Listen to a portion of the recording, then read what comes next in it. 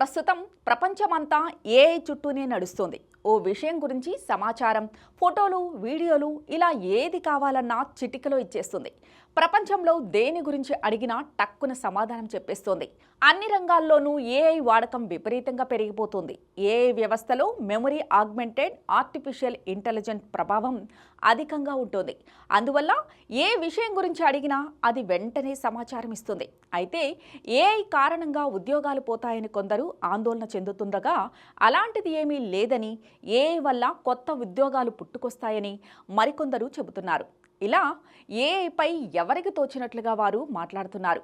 అయితే ఉన్నది ఉన్నట్టు మాట్లాడే సినీ దర్శకుడు రామ్ గోపాల్ వర్మ మాత్రం ఏఐ గురించి తాజాగా తన అభిప్రాయాన్ని వెల్లడించారు. ఓ ఛానల్కి ఇచ్చిన ఇంటర్వ్యూలో ఏఐని తెగ పొగిడిస్తూనే దానివల్ల మనిషికి ఎదుర్కోబోయే ప్రమాదం గురించి హెచ్చరించారు.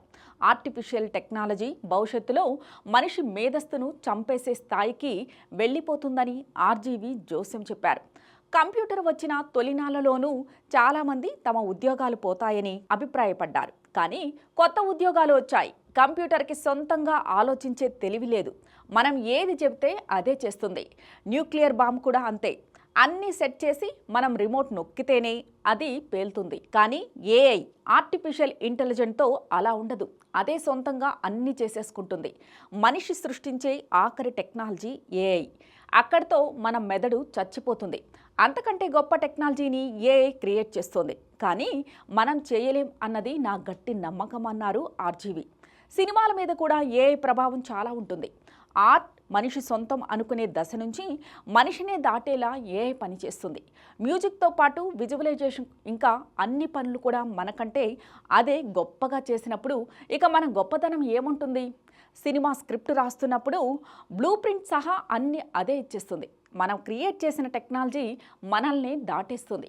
దాన్ని కంట్రోల్ చేయడం కూడా అసాధ్యం. ఏఐని కంట్రోల్ చేయగలమా లేదా అన్నది సైంటిస్టులకే అంతుబట్టడం లేదు. దేవుడు ఉన్నాడా అని అడిగినా సమాధానం చెప్పేస్తుంది.